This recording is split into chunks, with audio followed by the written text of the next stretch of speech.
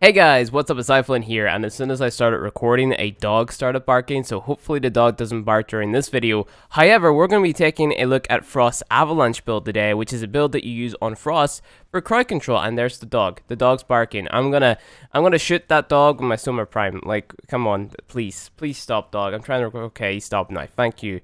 Okay, at least I'm able to edit that out. Good. Okay, I'm gonna keep this in anyway, but still, I can edit the dogs barking out. It doesn't matter too much, but it's just a little bit distracting whenever I'm trying to make a video.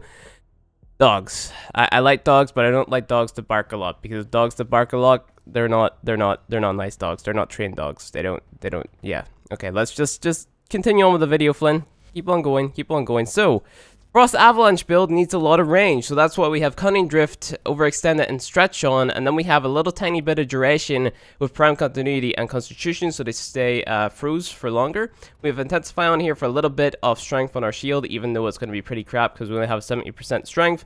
We have Vitality on here for our health, Streamline on for power efficiency. We don't have a Fleet and Expertise on here because that would make the freeze last a shorter amount of time.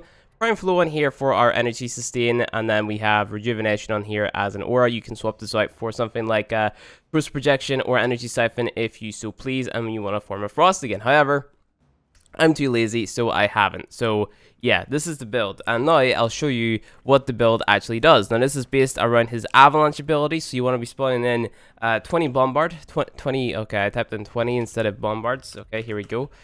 We type in Corrupted Bombard, we spawn in 20 of them, we press OK, and then we jump into the middle of the map like this, and then we press 4, even though we don't have enough energy to do that. I'm going to go back and get that energy.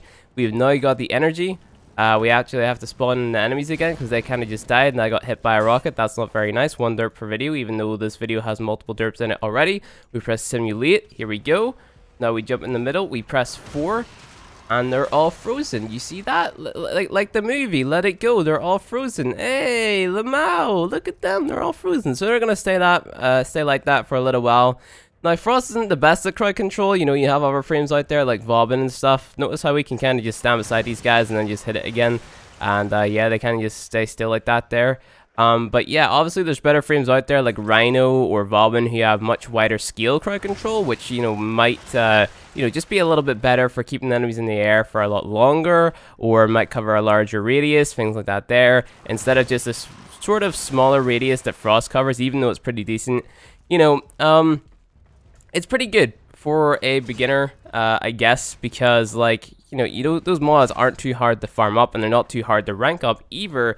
So there's no reason not to go for them. But the same thing could be said for Rhino's stump build. Like, it's almost the exact same, except I don't think I have a Constitution on it. So if we go ahead and take a look at my Rhino Prime build, we take a look at the stump.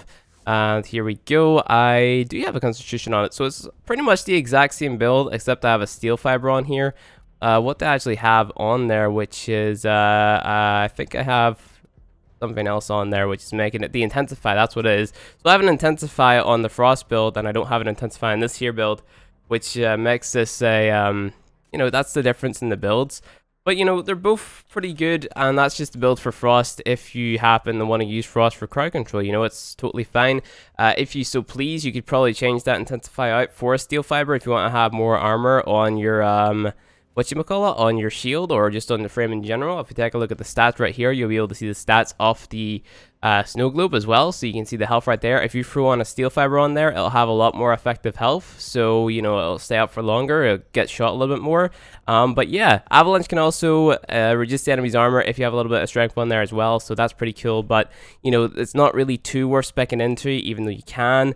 So yeah, it's pretty decent build. I like the Frost build, definitely cool. It's an alternative to just putting bubbles around the place as Frost, and even if you use this build, the bubbles are pretty massive. Look at that. It looks like almost looks like a giant testicle, but there you go. That's the Frost Avalanche build. I hope you guys enjoyed this video. If you did, hit that like button below, and if you want to see more Warframe content from me, hit subscribe, and I'll see you guys in the next video.